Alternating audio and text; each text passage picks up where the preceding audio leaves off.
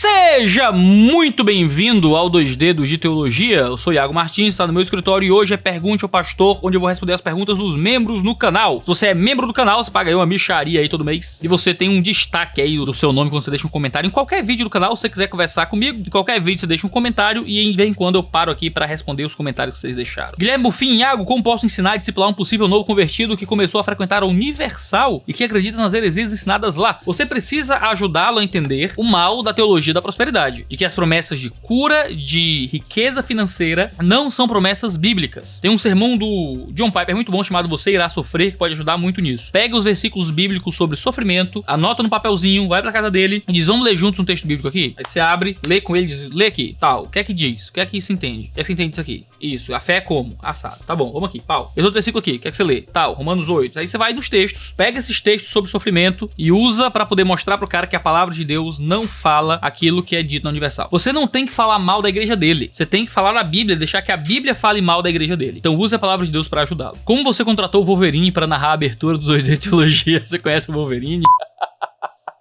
Na verdade, o Isaac Bar-David, né, que é o dublador do Wolverine no Brasil, é quem faz a abertura do nosso podcast, que vai voltar no nosso podcast. E a gente contratou ele, foi basicamente isso. Foi ideia do Mac, né, do Maurício, que era quem editava na época, foi quem começou com a gente o processo de edição do nosso podcast, o Baixo Clero. E ele que teve a ideia de a gente chamar o Isaac Bar-David, ele até ajudou a pagar, assim, tinha um valor específico. É realmente caro contratar um cara do naipe do Isaac Bar-David. Mas aí eu disse, cara, eu não consigo pagar, é uma fortuna. Ele disse, cara, foi o seguinte, eu edito, sei lá, acho que 2 episódios, era 3 episódios de graça. Edito 3 de graça pra você conseguir uma grana pra contratar o cara. Eu disse, caramba, dava assim, mais da metade do valor pra contratar o cara, e sim, aí a gente conseguiu fazer isso, foi uma generosidade do Maurício, a gente conseguiu contratar o Isaac Bar-David. Toca aí, toca aí.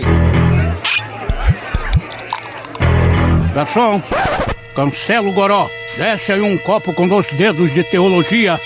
É muito bom, eu gosto muito da nossa aberturazinha. Só que a gente não usa nos vídeos, né? A gente usa nos podcasts. Será que eu devia usar nos vídeos? Você acha que devia fazer uma vinheta pros vídeos com isso aí? Todo vídeo começar assim? Plagar, só cancela o goró. Sei não. Gosto de colocar nos podcasts, que é bem legal. Vai voltar pros podcasts, se Deus quiser, agora em janeiro ainda. O Gabriel comentou, Iago, tenha um excelente ano. Sugestão, faça um vídeo completo escatológico sobre sua visão. A gente tem um panorama de escatologia lá no Teologia Descomplicada, que é o nosso curso de introdução à teologia sistemática. Pra quem não sabe nada de teologia, eu falar sobre todas as visões escatológicas. Pra eu gravar um vídeo sobre a minha visão escatológica de modo completo, cara, vai demorar um tempo, tá bom? Tem um vídeo sobre milênio aqui, sobre o milênio, sobre Satanás estar preso ou não, que aí é um vídeo sobre escatologia que a gente fez. Tem um sobre a parábola das 10 virgens em Mateus 25, mas não temos muito mais do que isso, não. O Oliveira Silva comentou, ele o encontrou numa terra deserta e no ermo solitário povoado de uivos, rodeou-o e cuidou dele e guardou-o como a menina dos olhos. Deuteronômio 32:10. 1 Crônica 16:22, não toqueis nos meus ungidos, e aos meus profetas não façais mal. Mas, Thiago, esses 2 versículos que falam que somos meninas dos olhos de Deus e que Deus manda não tocar no seu ungido, não seriam afirmações a favor da teologia do coaching, de que somos o ponto fraco ou o centro de Deus? Uma boa, excelente pergunta. Quando ele fala de teologia do coaching, ele tá falando do nosso livro, que eu escrevi com o Pedro Pamplona e com o Guilherme Nunes, que você é o ponto fraco de Deus e outras mentiras da teologia do coaching, que você pode comprar no link da descrição no site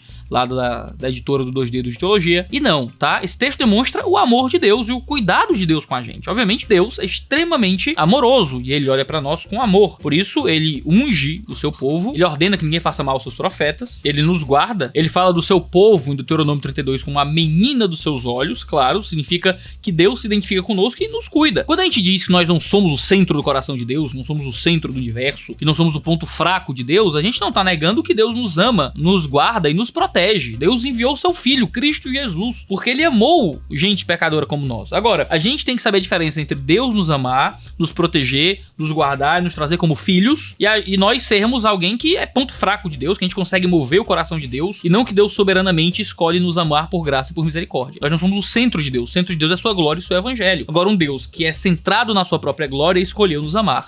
E não nós trouxemos Deus para que ele se centre em nós ou o que quer que seja. A gente explica isso bem direitinho lá no nosso livro, Você é o ponto fraco de Deus e outras mentiras da teologia do coaching. Iago, tem dicas para vencer o toque religioso? O medo irracional de Deus? Já faz tratamento psicológico. Esse negócio de toque religioso foi uma coisa que eu, ouvi falar muito recentemente, assim. Eu não conheço muito, nunca vi muito material sobre isso, nunca li nada sobre isso. Agora, medo irracional de Deus, aí já é algo que precisa ser tratado com o evangelho. Existe um aspecto psicológico que eu não conheço, toque religioso, vou ver se ligo pro psicólogo e pergunto, mas medo irracional de Deus é uma coisa que você precisa sempre estar usando o evangelho de novo, para que ele te ajude a ser encontrado. Lembrar que nenhuma condenação mais há para quem está em Cristo Jesus. Uma vez que você está em Cristo Jesus, não existe mais condenação, você já foi aceito por ele. Tratar aquilo que foi espiritual desse toque com a verdade da palavra do evangelho. A grande comissão é um acréscimo em Marcos, por ser o primeiro evangelho a ser escrito. É possível ter contaminado também o evangelho de Mateus? Não, calma lá, não confundir o seguinte fato. Se entende hoje que a grande comissão em Marcos não está lá. A grande comissão em Marcos é um adendo. Existem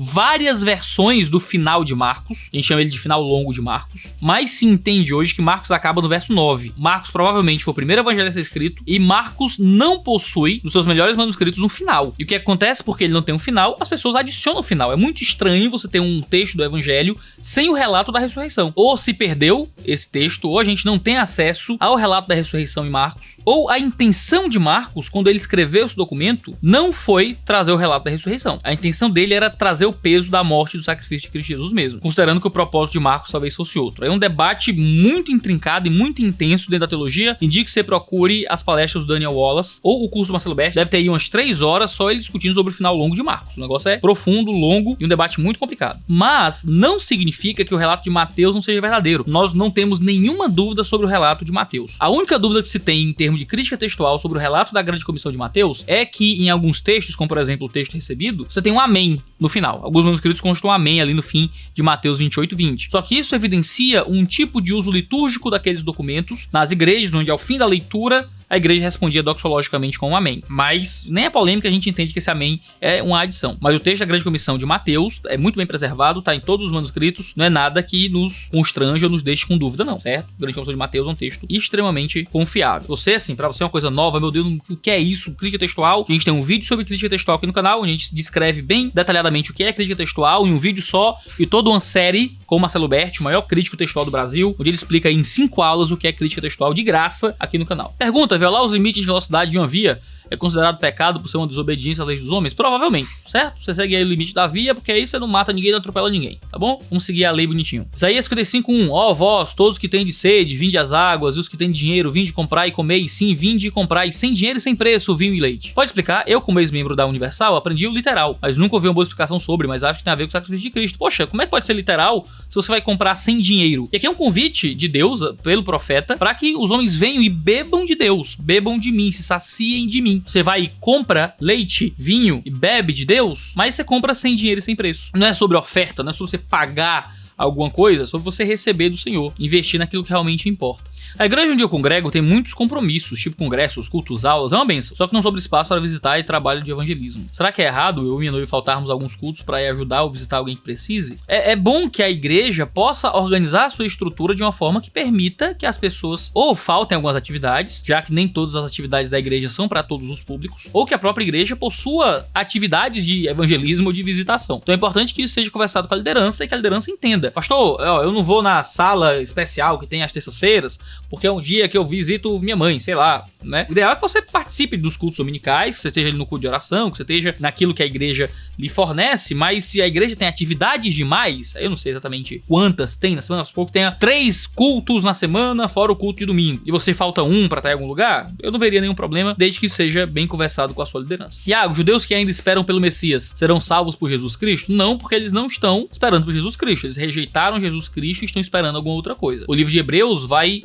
falar de outra coisa, mas se aplica mais ou menos a isso. Você não pode colocar Jesus novamente em vitupério. Jesus já veio e já morreu. Eles devem se converter em Cristo Jesus para encontrarem salvação. E como pastores devemos exortar os membros da igreja a que arrumem maneiras de não ter que trabalhar no domingo? Se você usar a palavra exortar da melhor forma, sim. Costumeiramente a palavra exortar significa dar uma bronca, né? Brigar com a pessoa. Tipo assim, exortar é repreender. Mas exortar também significa encorajar. Encorajar as pessoas para que elas tenham um emprego onde elas não trabalham no domingo é bom. Algumas profissões não conseguem muito, né? Você tem ali policial, você tem ali médicos, às vezes tem que trabalhar no domingo, mas você precisa encorajar essas pessoas para que elas consigam formas de estar na igreja, conseguir escalas melhores, não pegar plantão no domingo, esse negócio todo. Precisa ser, agora eu não consigo, eu sou meu emprego é horrível, trabalho muitos domingos, cara, tenta achar outra coisa, tenta estudar, tenta, sabe, encorajar a pessoa para que ela consiga uma profissão melhor. Claro que a pessoa não vai viver jogada aí, vou deixar de trabalhar para ir pra igreja, aí ela vai morrer de fome. Se só o que ela tem é algo que dá um domingo de trabalho para ela, é o jeito, trabalha no domingo e que Deus Deus abençoe. Agora, se a pessoa consegue e tem caminhos pra sair dali, é importante que ela encontre um emprego que permita que ela esteja na igreja. Agora, entendendo que as realidades nem sempre estão nas mãos das pessoas. As pessoas não conseguem simplesmente mudar de emprego, conseguir um emprego melhor, assim, porque elas querem. Não é assim que funciona. O que o apóstolo João quis dizer quando falou pra não orar por pecados que trazem morte? Pra mim, pecados que levam à morte são pecados não arrependidos. Não é um tipo específico de pecado, mas é uma forma de pecar. São pecados que você comete sem arrependimento. São pecados que lhe matam.